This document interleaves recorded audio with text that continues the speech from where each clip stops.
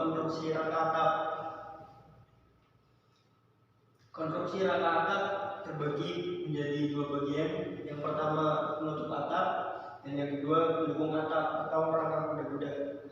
Atap adalah bagian bangunan yang mempunyai fungsi sebagai pelindung bangunan dari panas dan hujan serta juga berfungsi untuk menambah keindahan bangunan. Syarat yang harus dipenuhi untuk konstruksi atap: yang pertama, konstruksi harus kokoh dan kuat, terbuat dari bahan yang tidak mudah rusak oleh pengaruh cuaca maupun serangga. Yang kedua, kemiringan sudut lereng atap harus sedemikian rupa sehingga air hujan dapat cepat meninggalkan penutup atap. Yang ketiga, penutup atap harus sesuai dengan bentuk bangunan sehingga dapat menambah keindahan, memberi kenyamanan bagi penghuni bangunan tersebut. Pertama, penutup atap. Sebagai berbagai macam bentuk penutup atap, baik bentuk, bahan maupun ukuran yang beragam bentuk, bahan maupun ukuran penutup atap sangat mempengaruhi susunan konstruksi pendukungnya. Bahan penutup atap yang banyak dikenal: yang pertama genteng, terus ada sirap, asbes, seng, aluminium dan lain sebagainya. Bentuk atap dapat disebut atap pelana, atap perisai, atap gergaji, atap joglo dan atap lainnya. Atap singelung. Atap singelung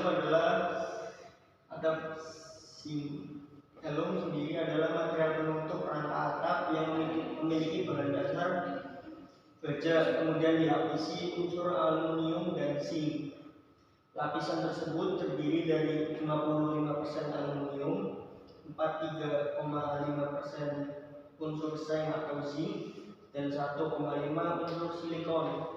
Atap singelung merupakan salah satu jenis atap yang sudah sering kamu temukan di rumah-rumah Indonesia. Umumnya atap ini digunakan untuk atap gudang, pabrik, lapangan olahraga, sekolahan, rumah sakit, perkantoran, rumah, toko, paroki, dan masih banyak lagi. Atap yang satu ini jauh lebih kuat, tahan bocor dan tahan lama dibandingkan bikin tanah, tiang, atau beton. Terus kelebihan atap singelung adalah bisa dibeli secara meteran sehingga harganya tergolong murah dan bisa disesuaikan dengan ukuran atap.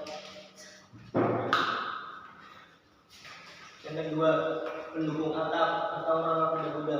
Konstruksi kuda-kuda ialah suatu susunan rangka batang yang berfungsi untuk mendukung beban atap termasuk juga beratnya sendiri dan sekaligus dapat memberikan bentuk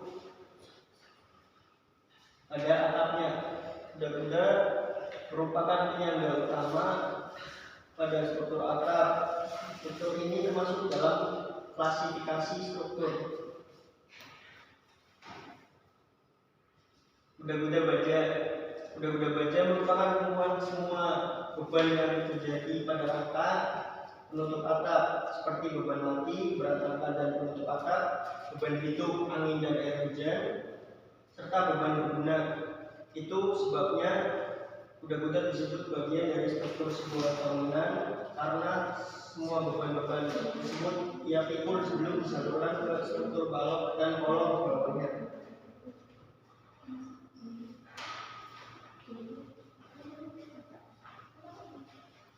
Bentuk kuda-kuda baja, profil yang dibedakan berdasarkan jenis bahan yang digunakan antara lain. Yang pertama, kuda-kuda Cremona Sepuh.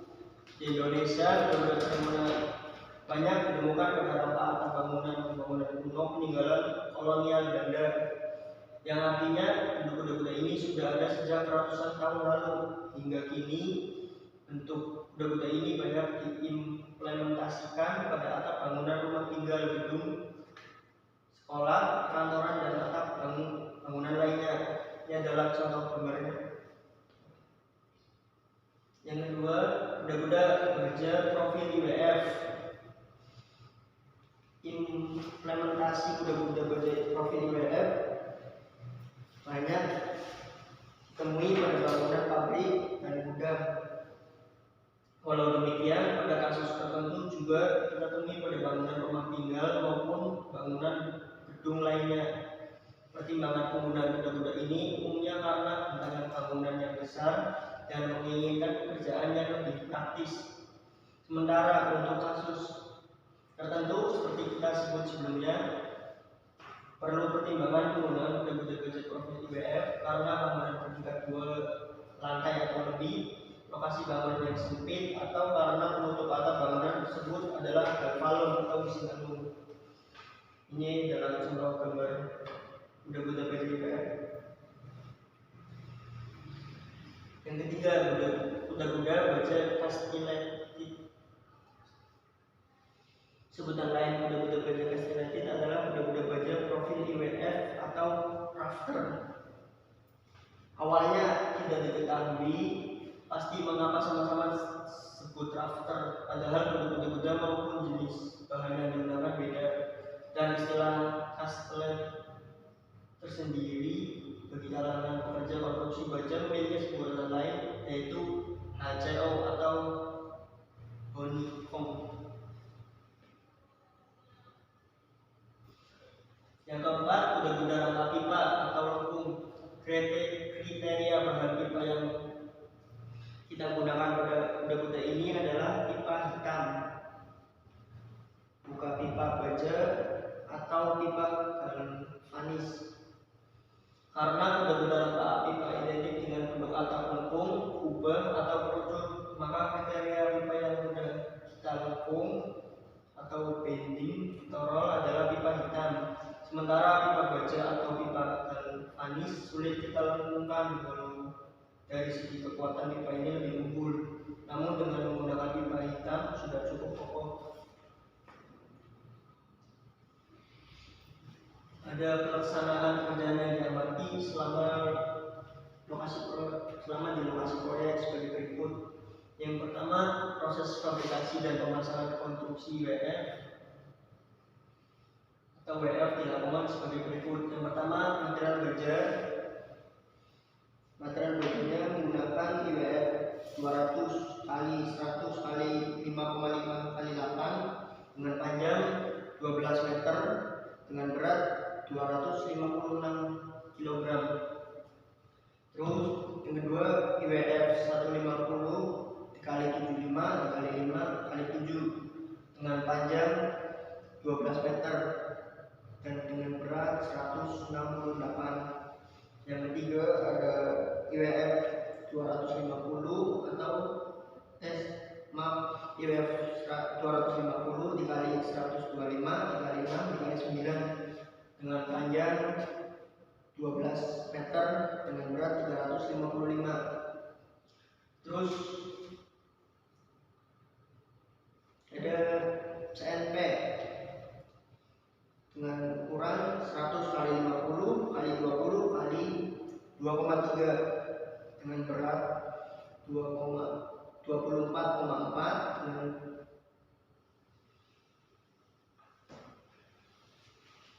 yang kedua, persiapan plat. Plat banyak dipakai sebagai simpul, sambungan, terus city panel. Ukuran plat dalam ketebalan titik lubang menyesuaikan dengan gambar kerja. Terus ketiga, mempersiapkan traktor atau kolom. Ukuran WF di pasaran biasanya berbeda dengan panjang bentangan atau tinggi kolom pada konstruksi baja yang akan dipasang nantinya. Terus yang keempat, setting, yaitu bagian batang baja dan plat yang sudah disiapkan dari proses sebelumnya, terus disambungkan dan disetting bagian-bagian tersebut sehingga hasilnya sesuai bentuk yang harus diperhatikan dalam pemasangan dan settingan. Yang pertama, tidak boleh ada kemiringan atau sudut panjang melebihi atau kurang. Yang kedua, tutupan plat, gorden dan maupun balok karena tidak miring. Terus yang kelima, pengelasan. Cara pengelasan yaitu yang pertama, bersihkan bagian yang akan dilas dari kotoran atau debu. Yang kedua, tebalas disesuaikan dengan beban konstruksi. Yang ketiga, setelah pelasan dibersihkan sisa lasan dan dihaluskan. Terus proses selanjutnya yaitu erection atau pengangkatan. Adalah proses pengangkatan bagian rangka baja sesuai kuda-kuda atau rafter. Kolom yang sudah disambung dan saja diangkat untuk dipasang bagian atas konstruksi untuk di-fitting dengan bagian lainnya. Terus yang ketujuh, fitting atau penyambungan di atas rangka. Setelah rangka kuda-kuda rafter diangkat ke atas pakai katrol dan klem dengan di posisi pasang baut dan digerakkan sampai flat simpul rafter rapat dengan kolom.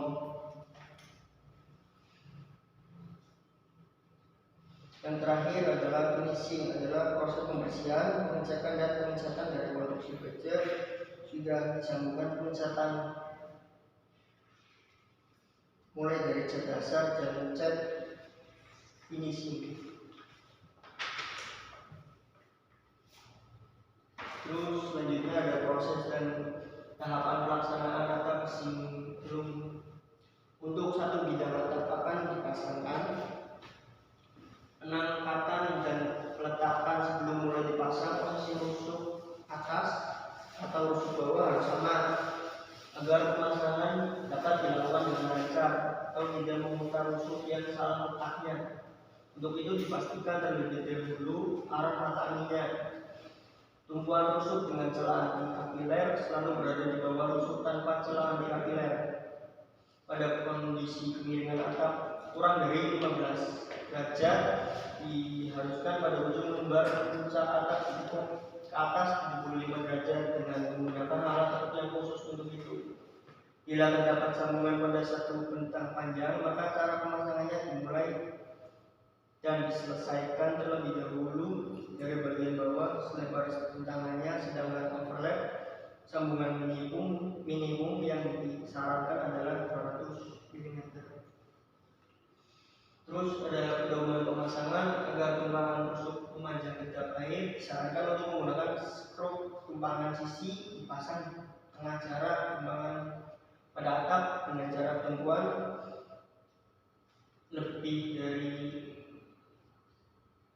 950 mm. Sambungan talang menggunakan perangkat plain cord dan kain pasa pada alas sambung. Peningkatan dengan paku keling atau ripet minimal 2 baris selang seling. Terakhir lapisan selam dari jenis kedap air dan tahan cuaca dengan lebar sambungan minimal 150 mm. Sekian dari saya. Assalamualaikum warahmatullahi wabarakatuh.